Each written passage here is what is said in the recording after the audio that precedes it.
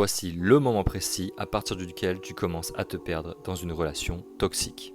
C'est le moment où tu commences à te demander quotidiennement: comment est-ce que je devrais lui parler? Comment faire en sorte qu'il se sente bien? Comment est-ce que je dois amener les choses pour qu'il ne se mette pas en colère? Comment? En gros, le moment où lui devient le centre de tes propres besoins.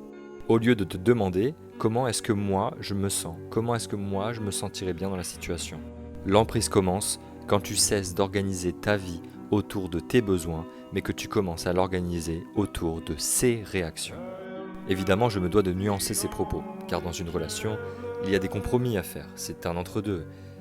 En couple, on forme une troisième personne. Cette troisième personne est la fusion des deux premières personnes. Il y a moi, il y a lui ou elle, et il y a l'ensemble de nous deux. Ce que je t'ai décrit est problématique dès lors que ça devient ta nouvelle norme, c'est-à-dire que c'est toujours l'autre qui est au centre de tes propres besoins, que c'est ses réactions qui conditionnent la manière dont tu te comportes, la manière dont tu te sens en relation.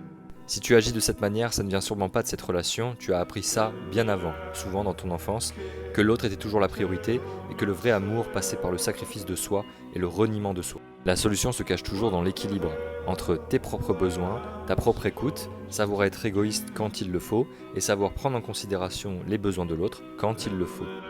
Et tout cela, c'est comme apprendre une langue. L'école ne t'a pas appris à être en relation, à être humain dans une relation, donc ça commence avec le lien dans ma bio. Tu me remercieras plus tard.